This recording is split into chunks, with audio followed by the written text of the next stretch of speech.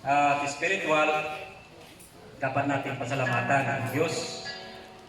So, kung ilang taon ako ngayon, 60, palagay natin 60, malaki na ang utang ko sa ating Diyos na buhay.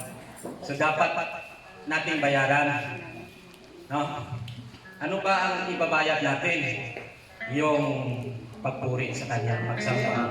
Malapit ang pagbibigay sa Kanya sa pinansyal na pamumuhay.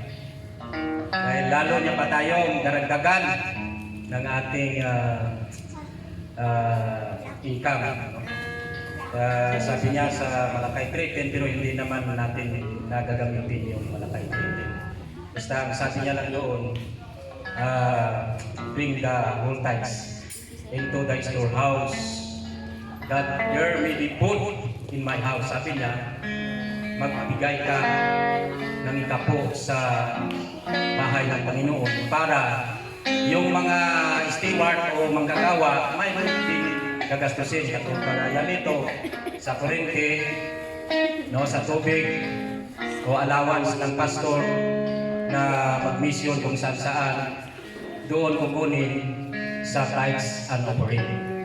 So dapat din natin na maunawaan, maintindihan ang pangangailangan ng bahay ng Panginoon.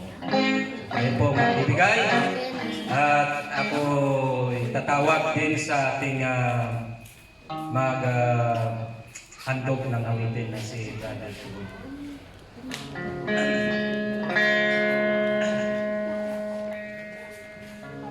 Ayan, palakpakan natin si Brother.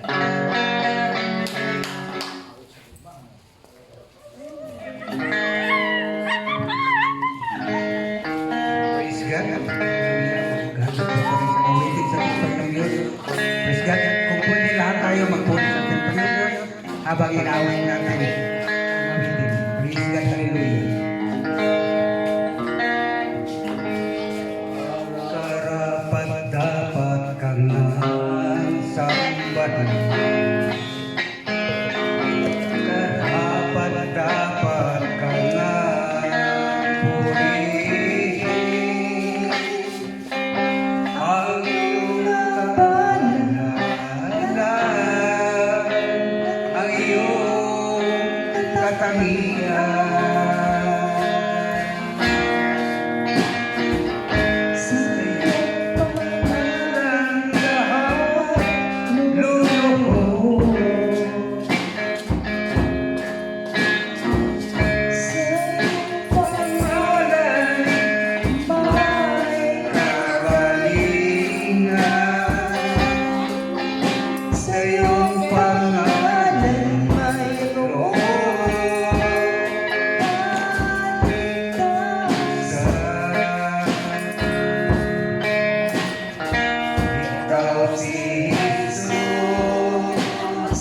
Ang malulubog sa iyong pangalan, kami mananahan. Kahit na ang mundo puno ng kabiguan, pag-ibig namin na maunawaan.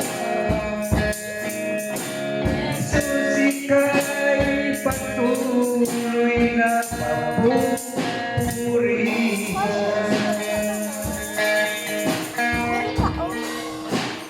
Jesus, Ang tanging liwanag sa aming daan ay malinaw. Kami sa aming daraanan,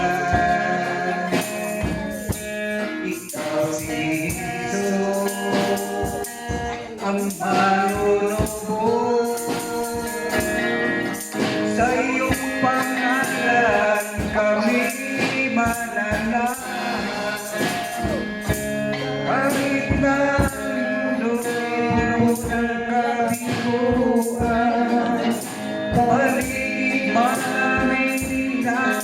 unawa